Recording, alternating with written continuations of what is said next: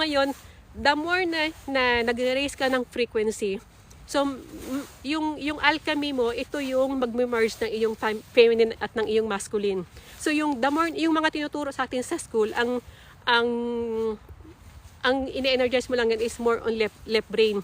Pero yung right brain mo, it is all about your creativity and your wisdom. Kaya the more na ngayon, the more na nagda-download ka ng mga new information, the more na yung brain mo na-stimulate, the more siya nag-spark yan na para siyang feeling mo na parang merong fireworks sa brain mo. So yan yun, nag-upgrade yung brain mo. Isabihin yung neurons mo, nagpa-fire up, nagpa-firing. So, kumbaga nagkakaroon ka ng rewiring ng brain mo or what you call neuroplasticity or neurogenesis. So, nagda-download ka ng mga information. So, the more na nag-raise ka ng frequency, nagda-download ka ng mga information, at the same time, nagkakaroon ka din ng iyong DNA repair sa iyong brain. Kumbaga, yung nagda-download ka ngayon ng mga new information sa supercomputer mo. This is your supercomputer. Kaya kung hindi ka mag-upgrade, so yung AI yung magte-take over sa'yo. Kaya nga, di ba, ang ginagawa nila ngayon, di ba, pwede ka nilang, yung mga cashless, pwede nilang ilagay sa'yo kasi nga lahat ngayon computerized na.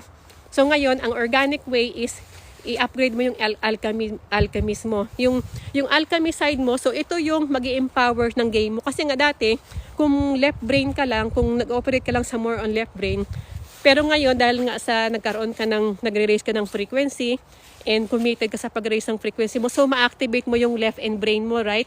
So, ibig sabihin, it is more empowering to you. So, mas mag-empower yan ng brain mo. And at the same time, kapag na-activate mo na yung alchemist mo, so, mawawalan ka na ng desire sa sex kasi nga, you become whole and complete. Kaya ka lang naman nagde-desire ng sex kasi nga, dahil sa alam mo yun, yung dopamine reaction, yung hormone mo. Kumbaga, hinahanap mo sa ibang, sa opposite sex mo para magkaroon ka ng satisfaction. Na which is, once na-activate mo yung alchemist mo, hindi ka na magkakaroon ng ganun desire sa sex kasi nga, you feel whole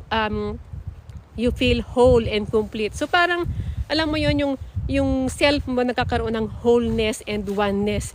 Kumbaga whole ka na, you feel happy sa lahat-lahat. And at the same time, yung alchemist mo, once na, actually, ang activation kasi ng alchemist mo, magsisimula yan sa dimension, sa 8th dimension or 8D.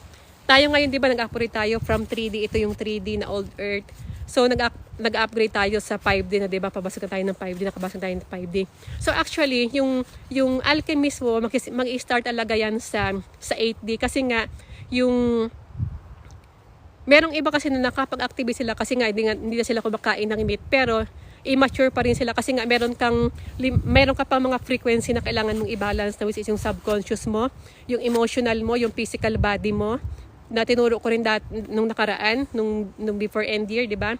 Tsaka yung mental energy mo, yung consciousness mo. So, yan yung mga frequency na kailangan nating i-align na kumbaga that is an energy na converted into frequency na kapag na-align mo yun automatically na ma-activate mo yung alchemist mo. And then yung alchemist mo, ayan din yung magpapa-open ng iyong soul cage. Kasi nga itong soul cage mo, ito yung nakatarap. Hanggat hindi mo nare-reach yung alchemy state mo, hindi mag-open yung iyong soul cage sa frequency 11. Frequency 11, kumbaga 11 dimension. Kasi nga ang consciousness ni Jesus Christ, diba, nasa 12D. So yung 11D, na which is yung level ng consciousness ngayon ng humans, na which is pwede pa tayo mag-upgrade kasi nga pataas tayo ng pataas ngayon. Nasa transition tayo lahat, yung mga DNA natin ngayon mag-change na. So yung 11D, yan yung magpapabukas magpapa-open sa soul cage mo para maka-escape ka sa matrix at hindi ka na makulong, hindi ka na matrap sa matrix. At the same time, kapag nag-open yung soul cage mo, so diyan ka rin magkakaroon ng mga maraming information. It is downloaded to you. Yan yung mag-empower ng game mo. Connected yan sa infinite source mo. And at the same time, yung alchemist din, so kailangan ka talaga magkaroon ng maturity. So yung pag-stop ng pagkain ng meat, so isa yan sa magpapa-instant ng upgrade ng iyong ng iyong alchemist. Yan yung pinaka doorway. So actually Yung battery ko is 5% na lang. So we will finish this topic today. Hanggang dito nang muna. And then next time, maybe tomorrow, magla-live ulit tayo. Iko-continuous natin yan. So, much better na magdala ako na ano. Kasi ngayon, nabisi tayo kanina at hindi tayo nakapag-charge at madilim na.